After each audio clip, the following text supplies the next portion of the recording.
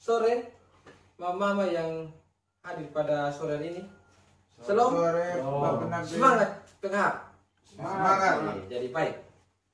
Sebelum kita masuk pada pertemuan kita pada sore ini, lanjutan dari modul 2 ya, masih materi yang sama tentang pengelolaan keuangan dan rencana usaha.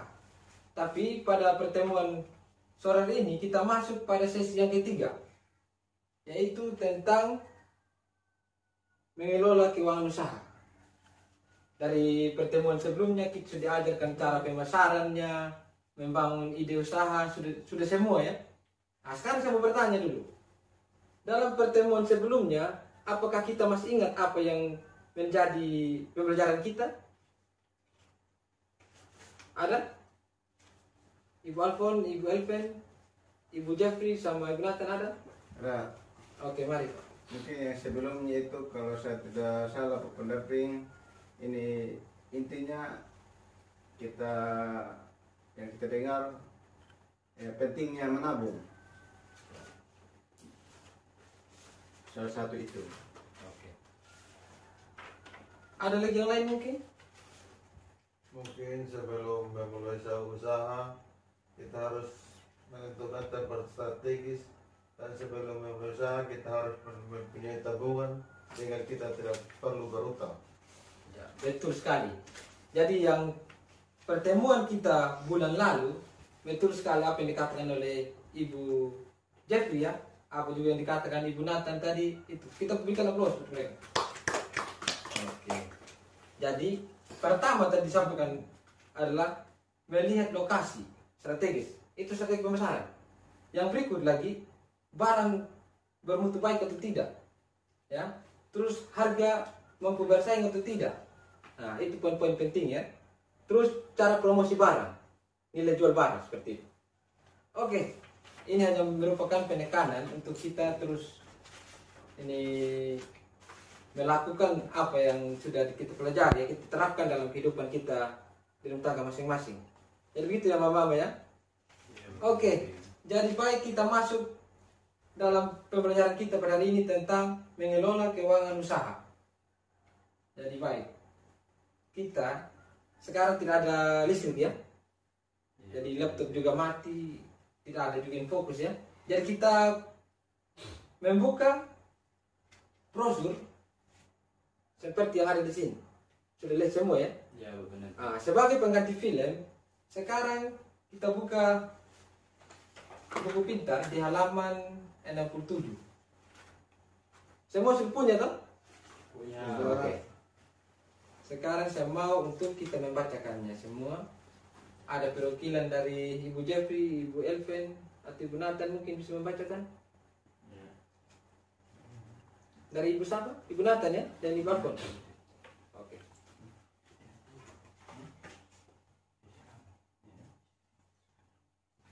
Bacanya. Terima kasih Pak Pendamping. Ya. Saya bacakan cerita dari brosur ini. Karena itu sudah sekolah di PAUD, ibu punya waktu luang untuk cari tambahan uang. Kebetulan sekolah anak-anak kan makin banyak. Ibu mau coba berjualan ikan, Pak.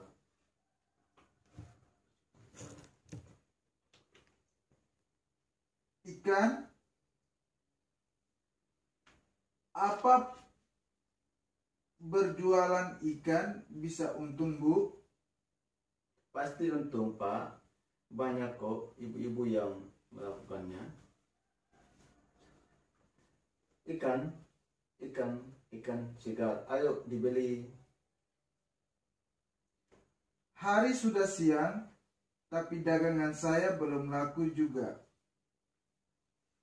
Lanjut Ibu Elven. Saya bayar ikan yang laku saja ya Pak. Saya belum balik modal nih. Wah, tidak bisa Bu. Berapa yang Ibu ambil tadi pagi ya segitu yang Ibu harus bayar sekarang.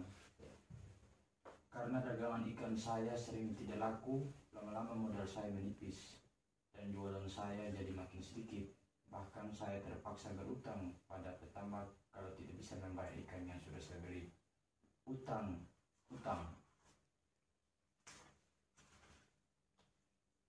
untung ada pelatihan wirausaha. Dari situ saya baru tahu bahwa untuk memulai usaha ada urutan langkah yang harus dijalani.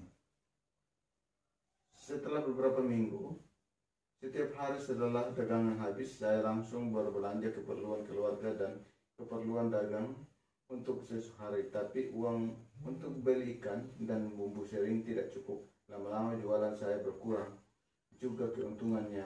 Kenapa jadi begini? Untung saya diingatkan pendamping PKH untuk menyisihkan dan memisahkan uang buat modal usaha esok hari, dan sisanya baru buat membeli kebutuhan keluarga. Oke. Setiap malam sebelum tidur, semua pemasukan dan pengeluaran saya tulis di catatan kas harian usaha. Tiap akhir bulan, saya isi buku arus kas, yaitu catatan total pemasukan dan pengeluaran bulanan untuk setahun penuh.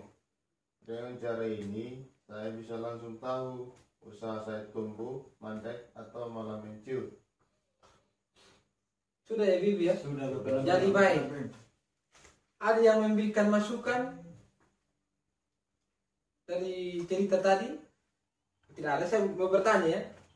Ya, dari cerita tadi, bagaimana Ibu Lili mengembangkan ide usahanya dan masalah apa lagi yang dihadapi setelah usahanya? Nah, kita tahu tadi Ibu Lili usaha awalnya mandek kan, tetapi dia tidak putus asa begitu. Dia ini menjalankan kembali di ceritanya tadi disampaikan oleh pendamping PKH. Dia berusaha bangkit kembali lagi seperti itu. Ah, sekarang saya persilakan Mama untuk memberikan pemahamannya terkait dengan cerita tadi.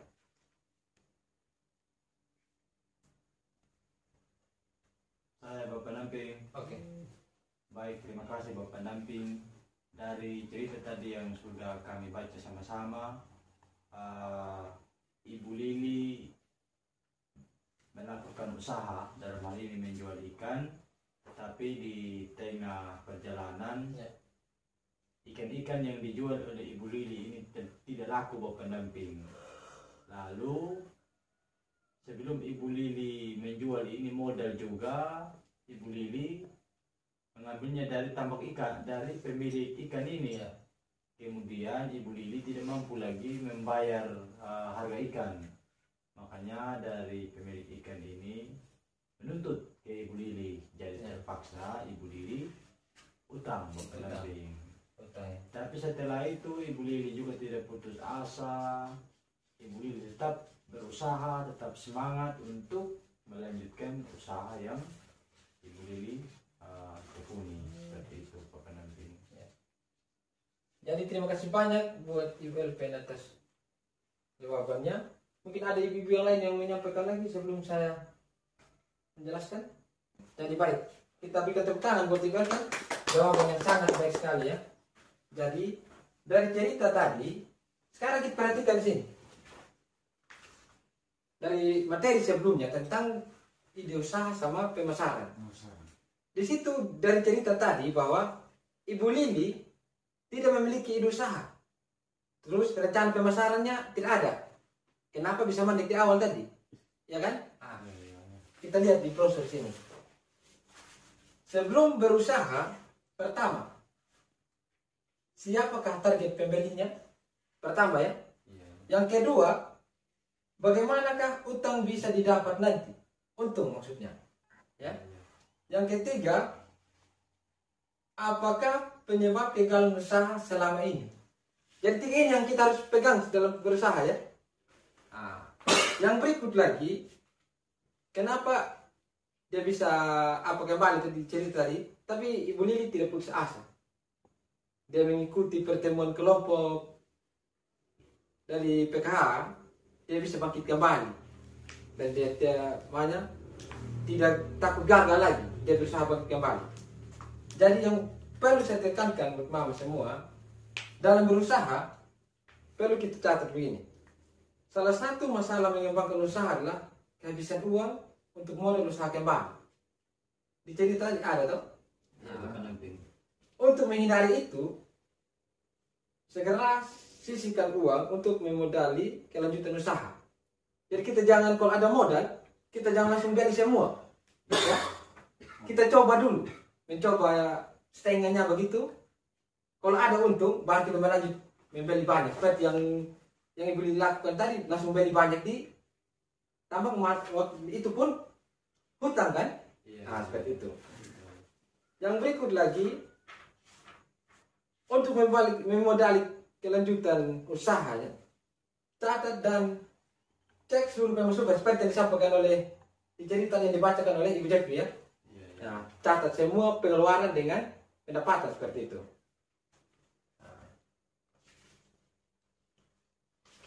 Lanjut. Jadi ada dua yang perlu ditekankan di sini untuk mengelola keuangan. Yang pertama itu dengan menggunakan apa tadi Pak Jeffrey dicerita tadi? Yang dibacakan tadi, coba baca ulang. Baca ulang. Yang catatan kas dengan arus itu tuh. Membuat catatan kas arus tahunan. Terakhir tadi itu. Tiap akhir bulan, Biar ini Om Jeffrey saya baca. Tiap akhir bulan ya. Tiap akhir bulan. Siapa dulu? Sudah?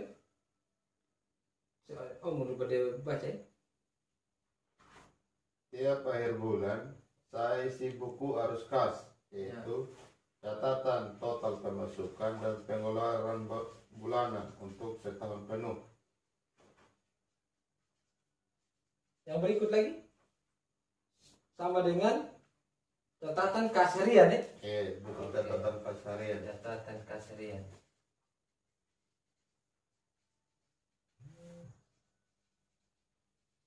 Mungkin Mama ada paham tentang arus kas tahunan atau catatan kas harian? Oke. Silakan Pak Irfan. Ya, catatan kas harian ya kita tulis pengeluaran pendapatan setiap hari pendamping. Ya. Tahunan? Saya tidak tahu Pak pendamping. Oke, terima kasih banyak. Betul sekali Pak Irfan.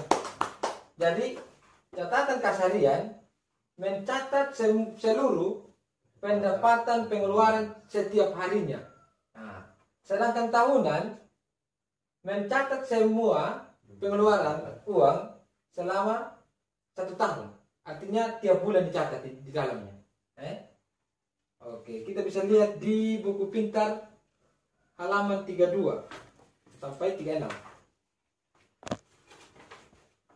Jadi baik, dalam mencatat pemasukan pengeluaran tiap hari dalam catatan kas, kita buat tabel begini mama ya. Yang di kolom sini adalah Uang masuk, uang masuk, uang keluar. uang keluar. Nah, misalnya contoh di situ bisa bacakan Ya, Ibu Jeffrey? mungkin dari pinjaman Keterangan. dari Ibu Lili, keterangan uang masuk 100.000. Mungkin saya tambahkan Pak pendamping di kolom terakhir ada apa sisanya. Oke. Nah.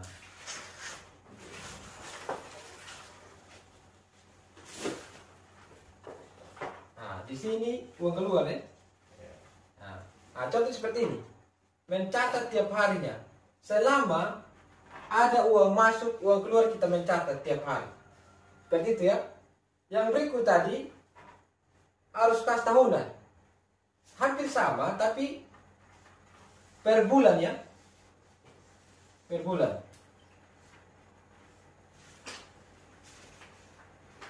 Sama halnya di sini contohnya tadi apa tadi Ibu Jeffrey? Di sini pinjaman. Pinjaman, Kalau pinjaman berarti uang keluar. uang keluar ya di sini. Jadi baik. Mengapa dua cara mengelola uang ini sangat penting?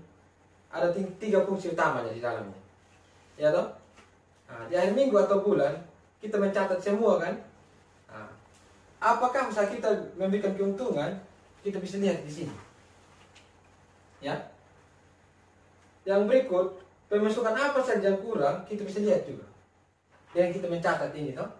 Nah, barang-barang apa saja yang kita beli dan sini ada semua. Kita bisa mencatat. Nanti Bapak Mama bisa praktekkan, toh. Bisa. Bisa, ya? Bisa. Jadi ini menjadi PR-nya Mama. Pertemuan berikutnya saya tunggu. Contoh membuat pengeluaran dan pendapatan rumah tangga. Oke Mama? Iya, Pak. Bisa? Bisa. Mungkin hanya ini pertemuan kita pada sore hari ini. Yang menjadi PR tadi saya tekankan buat mama-mama, silakan membuat contoh